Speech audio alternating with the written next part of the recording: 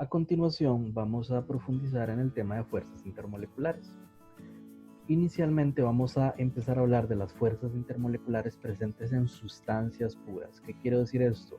Voy a imaginar agua pura, tetracloruro de carbono puro, etanol puro. Entonces, cuando se trata de sustancias puras, es decir, que no son mezclas, vamos a tener siempre tres fuerzas intermoleculares o la posibilidad de alguna de estas tres fuerzas intermoleculares.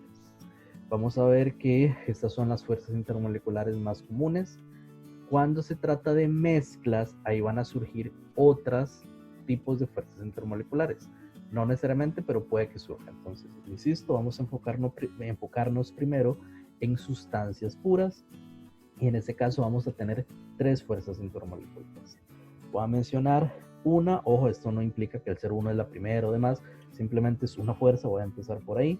Vamos a hablar de una que se llama fuerzas de dispersión. Y ojo, estos primeros segundos o minutos voy a enfocarme en los nombres porque hay muchos nombres. Y entonces en este tema, cuando uno va estudiando, le sale con un sinónimo y entonces uno se pierde. Entonces voy a de esta fuerza, de esta primera fuerza, voy a poner todos los sinónimos que recuerdo. Entonces en este caso, esta fuerza muchas veces se llama como fuerzas de dispersión. También se hace referencia a ella como fuerzas de London. En ocasiones también se le puede hacer referencia como dipolo inducido. También muchas veces se le llama como dipolo instantáneo. Muchas veces, precisamente como dipolo inducido, dipolo instantáneo, se hace la relación de I. Esto representa esa misma fuerza.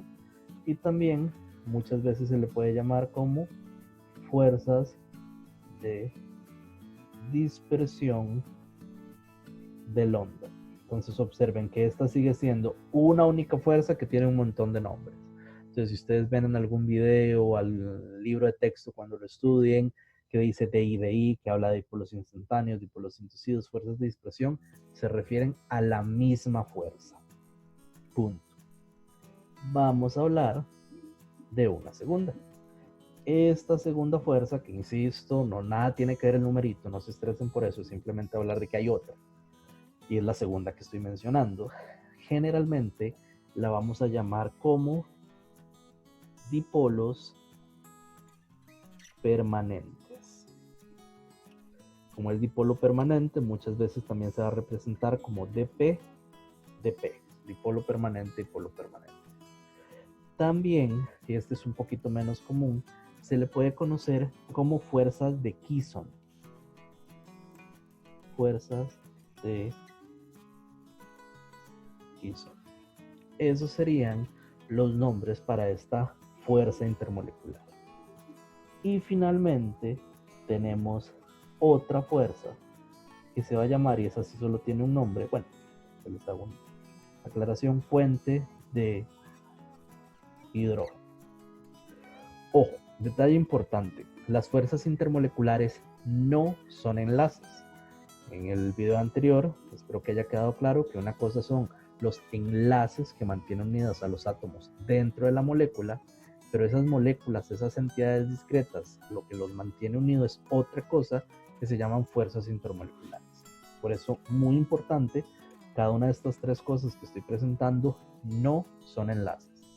Sin embargo, y por eso hago la aclaración nuevamente, en muchos libros de texto, y más que todo cuando son traducidos en España, se habla del enlace de hidrógeno. Y eso es porque en inglés generalmente se habla de esa manera. Pero importante, aunque en el libro de texto diga enlace de hidrógeno, es entender que no se trata de un enlace, sino que se trata de una fuerza intermolecular. Y por ende aquí, en Costa Rica, Universidad de Costa Rica, curso de Química General 2, vamos a hablar de puente de hidrógeno principalmente. Pero hago la aclaración por si se lo topan en otro lado. Finalmente, estas son las tres fuerzas. Pero muchas veces, cuando uno va estudiando este tema, aparece otro término que se conoce como fuerzas de Van der Waals. Y entonces uno dice, hay otra fuerza más. No. Curiosamente, las fuerzas de Van der Waals es como una clasificación mayor. Dicho de otra manera, las fuerzas de Van der Waals incluyen las fuerzas de dispersión y los dipolos permanentes. Esto es lo que nosotros llamamos fuerzas de Van der Waals. Importante, vean que para efectos de examen, bueno, generalmente uno puede hacer un marcar con X, ahí no hay problema, pero si el examen fuera selección, respuesta corta o desarrollo, o para efectos de laboratorio, si uno le dice, ok, esta sustancia, ¿cuál fuerza intermolecular tiene? Y alguien responde, fuerzas de Van der Waals, no necesariamente va a estar mal, pero probablemente les van a dar menos puntos. ¿Por qué? Porque si alguien responde fuerzas de Van der Waals, la siguiente pregunta sería, bueno, de las de Van der Waals, ¿cuál específicamente? Vean que cuando hablamos de fuerzas de Van der Waals es como decir, es cualquier cosa excepto puente de hidrógeno. Es como decir, dentro de las fuerzas intermoleculares tenemos puentes de hidrógeno, que es una sola, y fuerzas de Van der Waals, que son un montón de otras posibilidades. Entonces, si alguien les dice, mira, eso está unido por fuerzas de Van der Waals, ok, todo bien, eso nos dice que no es un puente de hidrógeno, pero ¿de cuál? ¿Será una fuerza de dispersión o será un dipolo permanente? Entonces, para que quede claro que en caso de que ustedes respondan eso, habría que ser más específico. Y esto lo aclaro en caso de que se tengan puntos menos por no especificar cuál fuerza específicamente. Ok. Una vez que esto está claro, vamos a profundizar en qué distingue una fuerza de otra, los aspectos teóricos. Ojo, recordemos que en el examen pueden preguntarse aspectos teóricos de una fuerza u otra. Mira, las fuerzas de dispersiones tienen tal y tal característica, cierto o falso. Entonces es importante también dominar la teoría. Pero no olvidemos que al fin y al cabo lo que yo quiero es de una lista de compuestos que me digan, ah, mira, el agua tiene tal fuerza intermolecular que mantiene unidas a sus moléculas entre sí. Por eso vamos a ver la teoría y luego vamos a analizar cómo aplicarlo, cómo descubrirlo dependiendo de la sustancia.